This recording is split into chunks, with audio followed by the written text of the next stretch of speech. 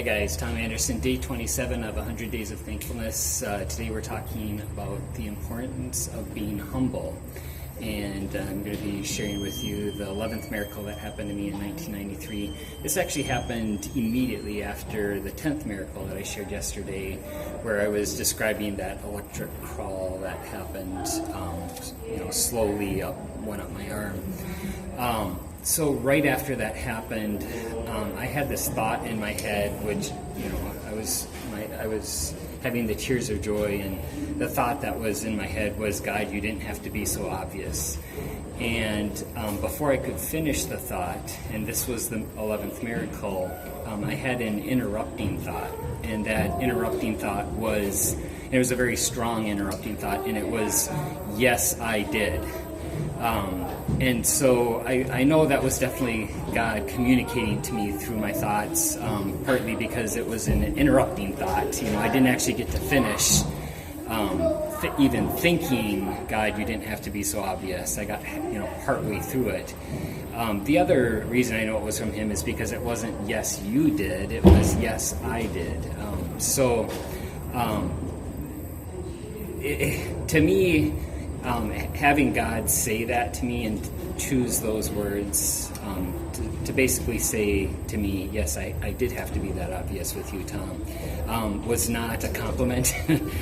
So I have struggled with pride throughout my, even the 7 years where I was going around sort of basically creating my own God. A lot of that had to do with my own arrogance and my own self-pride. So when I think about what it means to be humble, I do think, I was just thinking about all my friends, and who of all my friends, who is probably the most humble person I know. And the one person that came strongly to my mind is a coworker of mine who I met about 2.5 years ago. His name is Shishir Vaghela, and I sit right next to him at work. Actually, I'm sorry, it was 3.5 years ago that we actually met. So Shishir has been a really good friend. When we first met each other, like Tony, he was someone that just loved to talk about God, and we'd be sitting there programming, and then we'd start talking about God, and then it got to a point where it was like, we need to be respectful while we're working here, that we're always focusing on work. So I just invited him, again, let's get together for pancakes every other week. On the weeks I wasn't meeting with Tony, I was meeting with Shishir. And he was sharing with me what he knew about Hinduism. And we actually were going through the Bhagavad Gita together, and he's taught me so much about it.